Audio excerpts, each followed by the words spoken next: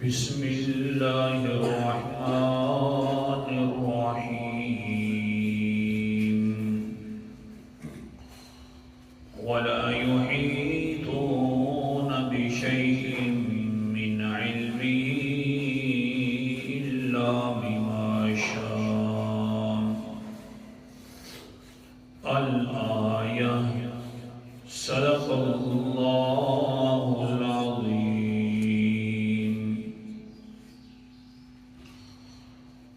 ولا يحيطون اور یہ لوگ نہیں احاطہ کر سکتے بشیء کچھ بھی من علمہ اس کے علم سے الا بما شاء مگر جتنا چاہے وہ اللہ تعالی۔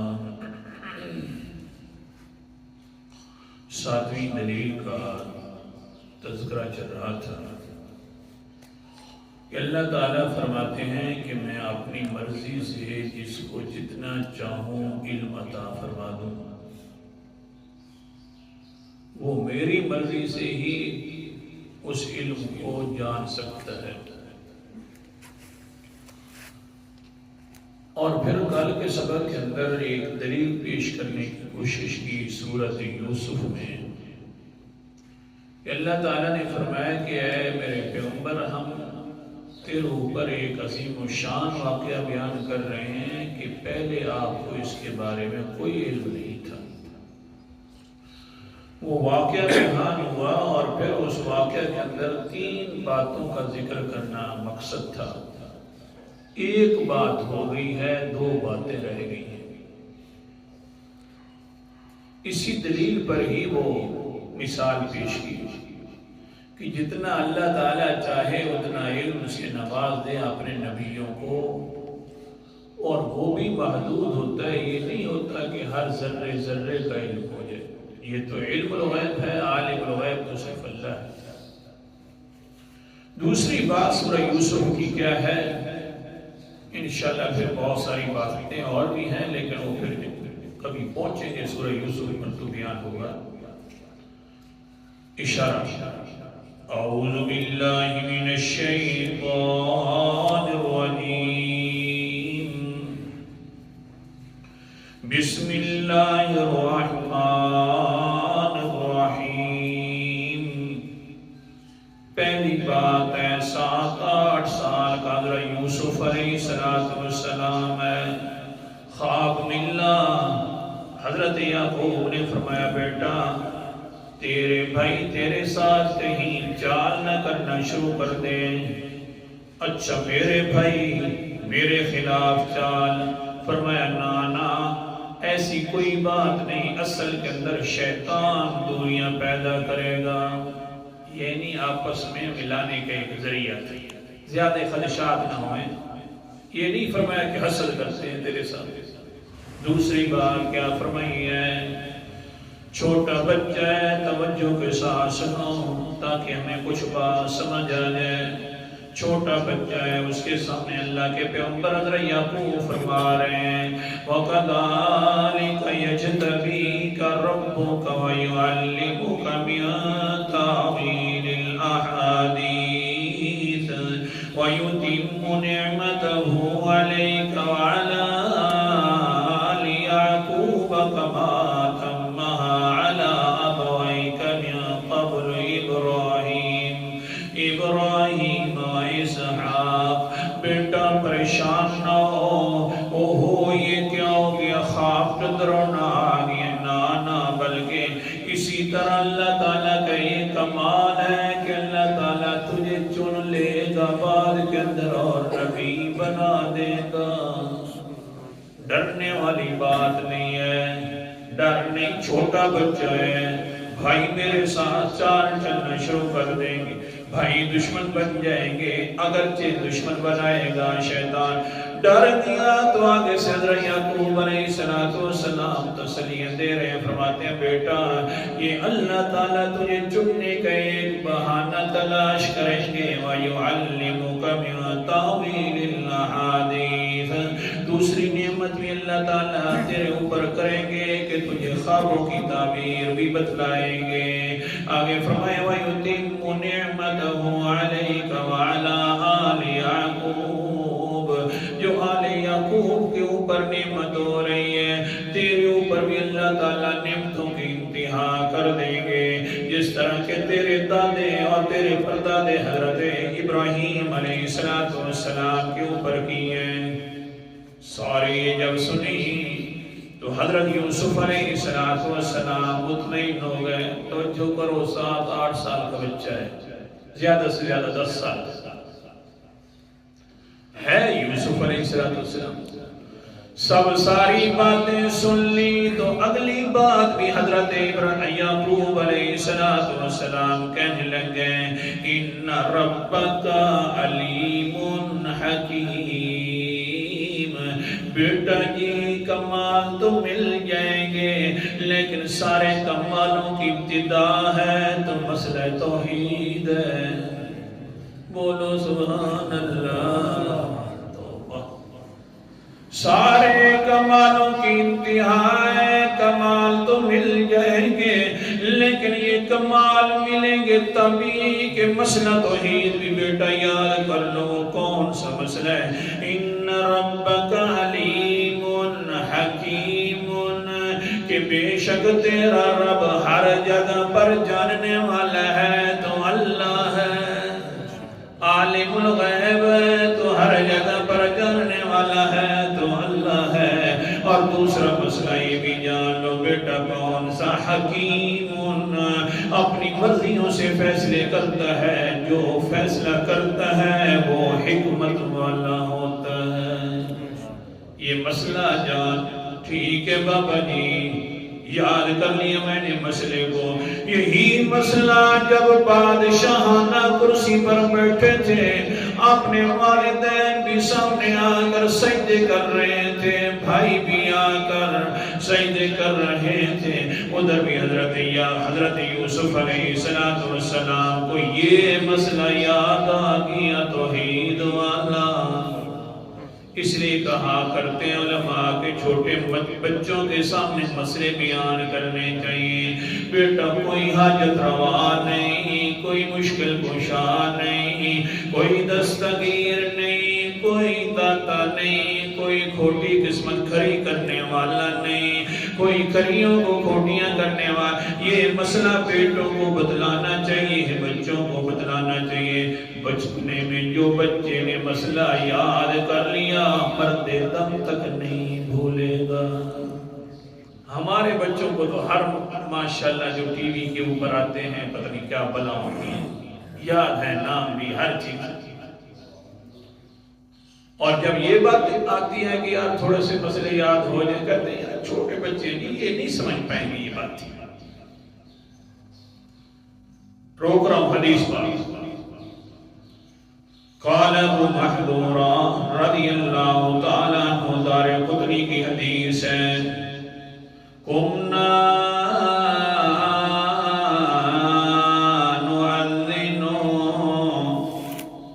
فرماتے ہیں کہ ہم کھیل رہے تھے، میں اپنے ساتھیوں کے ساتھ کھیل رہا تھا، اور پھر ہم نے کیا کیا ہے سنیے تو صحیح آگے، ہم نے اذان دینا شروع کر دی ہے۔ حضرت محمد مصطفیٰ صلی اللہ علیہ وسلم غزوہ حنین کی طرف جا رہے ہیں، صحابہ کو ساتھ لے کر میں نے اذانیں شروع کر دی ہیں، اور دوسرے ساتھیوں نے بھی نقلیں اتارنا شروع کر دی ہیں۔ حضرت بلال رضی اللہ تعالیٰ عنہ کی جس طرح بچوں کی عادت ہوتی ہے نقالیاں کرنا شروع کر دیتے ہیں، اور ہم نقالیاں بھی کر رہے تھے، ساتھ ساتھ مذاق بھی اڑا رہے تھے حضرت بلال رضی اللہ تعالیٰ عنہ کا۔ لیکن ہوا کیا؟ اللہ اکبر کبیرہ، قال النبی صلی اللہ علیہ وسلم بہؤلاء الفتیان ایتونی، ان بچوں کو میرے پاس پکڑ کر لے آؤ۔ صحابہ کرام نے ہمیں پکڑا، پیغمبر علیہ السلام کے سامنے کھڑا کر دیا۔ قال النبی صلی اللہ علیہ وسلم اذنوا رسول نے فرمایا 2 اذانیں جو نقلی اتار رہے تھے وہ کرو نہ نقلی پوری. سارے ساتھیوں نے اذان دینا شروع کر دیے. ہاں سنی آگے. لیکن اذان دے رہے ہیں پیغمبر علیہ السلام خوش ہو رہے ہیں. کون سے بچے تھے؟ یہ یہودیوں کے بچے تھے, کافروں کے بچے تھے, نقالی کر رہے تھے. آگے سے پھر کیا کیا؟ اللہ اکبر کبیرہ فرماتے ہیں کون تو آخرہم میں پیچھے کھڑا ہوا تھا. قال النبی صلی اللہ علیہ وسلم هذا الذي سمعت صوته. اللہ کے رسول نے فرمایا یہ بچہ جو ہے ابو محذورہ بچہ, اس کی بڑی آواز تھی, میں نے اس کی آواز خود سنی ہے, بڑی پیاری آواز تھی. فَأَذِّنْ أَبَا مَحْذُورًا, اے ابو محذورہ تو بھی اذان دے. کیسی اذان دے رہا تھا؟ فرمایا جب یہ بات کی ہے فَمَسَحَ عَلَى نَاصِيَتِي, میری پیشانی کے بالوں پر بھی ہاتھ رکھا شفقت والا, اور فرمایا 2 اذان کیسے اذان دے رہے تھے. میں نے کہنا شروع کر دیا اللہ اکبر اللہ اکبر. کہہ دو تو بھی نا حدیث ہے, کچھ تو ثواب ہو جائے گا. اللہ اکبر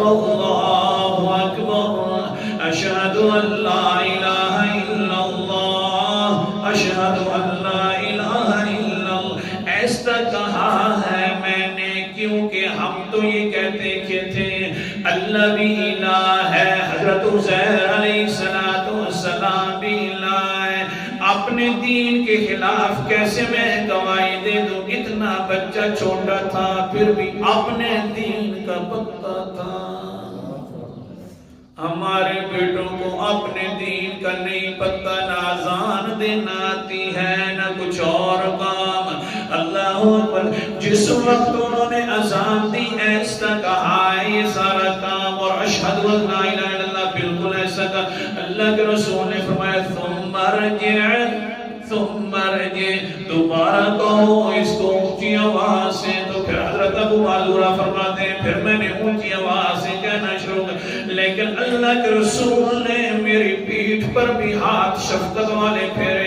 اتنی دل کے اوپر ٹھنڈک محسوس ہوئی.